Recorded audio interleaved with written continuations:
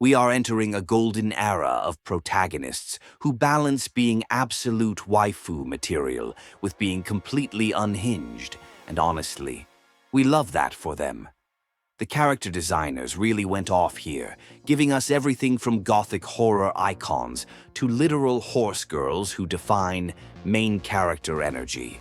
Whether you are here for the cozy vibes or the visceral violence, these leading ladies, and Leon Kennedy, who is legally obligated to be included as an honorary baby girl, are about to become your entire personality. Prepare to be obsessed. Resident Evil Requiem, we are finally returning to Raccoon City, and the lineup is absolutely immaculate.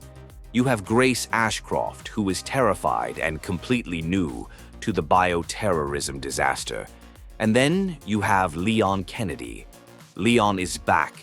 He looks exhausted, and his trauma has trauma, which is exactly the character development we have been waiting for. The developers really cooked with the dual protagonist system here. If Grace kills a zombie, it stays dead for Leon, which creates this massive brain strategy layer where you are helping your future self out. The enemies are not just mindless NPCs anymore. They have human intelligence and weird obsessive behaviors that make the horror hit different. It is the perfect balance because if you are too scared to handle a specific room as Grace, you can just wait and steamroll it as Leon later. The asymmetrical gameplay gives it huge replay value, and with the PS5 haptics and ray tracing, the visuals look absolutely insane. Showa American Story. This game is a literal fever dream in the best way possible. You play as Chuko, a 19-year-old stunt woman who gets taken out by an assassin and wakes up in a post-apocalyptic 1991 where Japan bought the United States. It is a zombie wasteland, but the aesthetic is unmatched. Chuko is driving across this retro-futuristic version of America to find her sister and get revenge, and the energy is pure chaos. It is an action RPG with a semi-open world that feels like a massive sandbox where you have a camper van that acts as your base. Basically, cozy gaming vibes meets the apocalypse. You are fighting bosses like the governor of Texas, who is a samurai-cowboy hybrid, and the combat lets you switch between melee and ranged weapons seamlessly. The premise is so refreshingly bizarre that you have to respect the vision. If you want an RPG that doesn't feel like a copy-paste of everything else, this is the one. Pragmata, we are looking at a classic sad space dad and magical child dynamic here. You play as Hugh, a spacefarer stuck on a moon base with an android named Diana. A rogue AI is trying to end them, and the whole story is about them learning to trust each other to survive. It gives off major emotional damage energy, and I am ready to be hurt. The gameplay loop is actually wild because you have to control both characters at once. Hugh has the jetpack and guns for the action stuff, while Diana is the hacker who exposes enemy weak points. It is single player, but the coordination required makes it feel like the highest level of co-op. Capcom hasn't dropped a new original franchise in 8 years, so this is a major moment. The partnership mechanic creates a puzzle combat flow that feels totally unique, and the lunar setting is gorgeous. Nioh 3, the lore here is deep. You are Tokugawa Takechio in 1622, about to become shogun. But your brother gets jealous, goes full villain mode, and leads an army of demons against you. You end up time-traveling through different eras of Japanese history to save the timeline, making it the ultimate historical crossover episode with high-stakes family drama. They completely reinvented the combat with a dual-style system where you can go samurai for the classic technical stance switching, or ninja if you want to be fast, evasive, and use clones to confuse enemies. This is the ambitious glow-up the series needed. It keeps the punishing difficulty that masochists love, but opens up the world with side quests, so it feels like a grand adventure.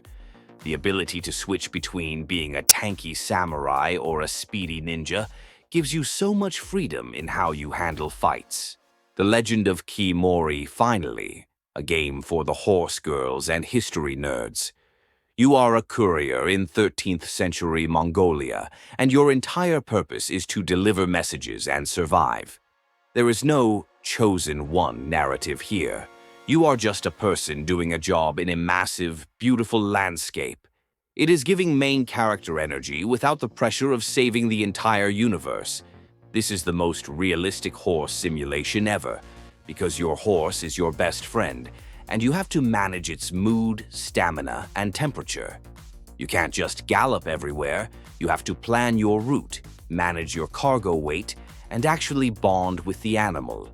If you are tired of constant combat and just want to touch grass digitally, this is it.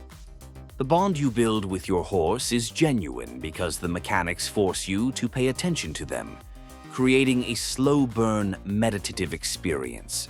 Never grave. The Witch and the Curse. You play as a mysterious witch in a cursed world, and the storytelling is very show, don't tell. You have to piece together the lore through the environment and subtle clues, which makes the atmosphere incredibly moody and gothic. It is perfect for people who love theory crafting and dark fantasy aesthetics. Imagine a Metroidvania and a roguelike had a baby. You explore 2D maps, but the layout changes every time you die. The coolest mechanic is your hat, which lets you possess enemies and steal their abilities, meaning you can solve problems by becoming the enemy instead of just fighting them. This is from the developers of Palworld, so you know the gameplay loop is going to be addictive. It is challenging, stylish, and has that just one more run quality that absolutely ruins your sleep schedule. Rubinite, it is Little Red Riding Hood, but make it gothic horror. Ruby has cute bunny ears and a kitchen knife, and she is fighting through a world filled with body horror and trauma metaphors. The hub area is surprisingly cozy, giving Studio Ghibli vibes with some wholesome NPC companions, but the rest of the game is brutal.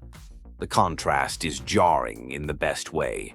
This is a boss rush game that respects your time, but demands your skill, defined by a focus mechanic, where you have to stand your ground to charge up attacks.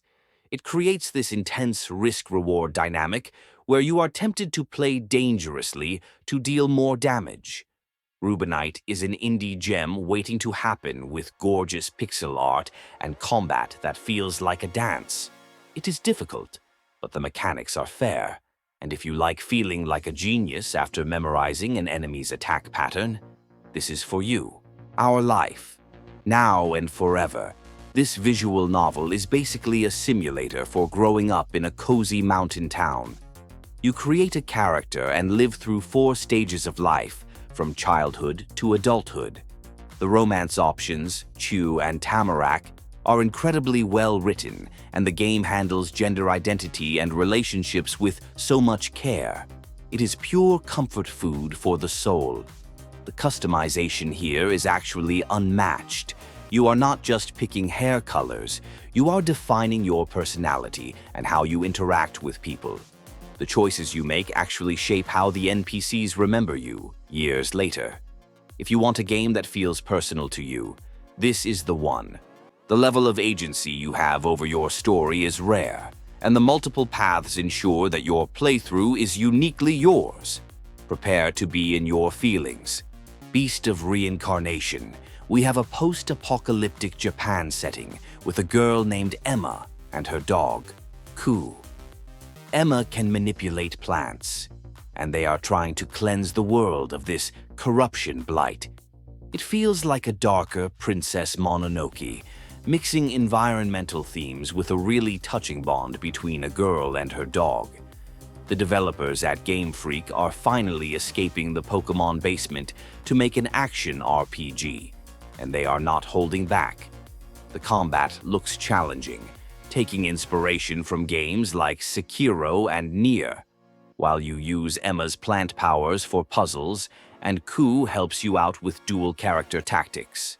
Seeing the Pokemon devs flex their muscles on a totally different genre is exciting. The production value looks Aole, and the core emotional hook of saving the world with your dog provides immediate motivation for anyone with a heart. Motor Slice. This game oozes style. You play as P, a courier exploring brutalist industrial spaces with a little drone orb named Orbi. The dialogue is supernatural and grounded, focusing on their relationship as they navigate these lonely, liminal spaces. It is moody, violent, and surprisingly introspective. It is an action platformer that demands precision. We are talking old-school Prince of Persia vibes, where you have to time your inputs perfectly. Combat is visceral with a chainsword, and enemies can take you out in one hit, so the stakes are always high. The aesthetic alone is worth the price of admission, combining low-poly visuals with extreme gore and a haunting atmosphere that sticks with you. The relationship between P and Orbi adds emotional weight to the gameplay, making the intense difficulty feel worth it. It is distinct, artistic, and very cool. Hi there! If you want to enjoy more gaming lore without grinding for 60 hours, hit that subscribe button. I do the grinding so you don't have to. Your support really helps the channel.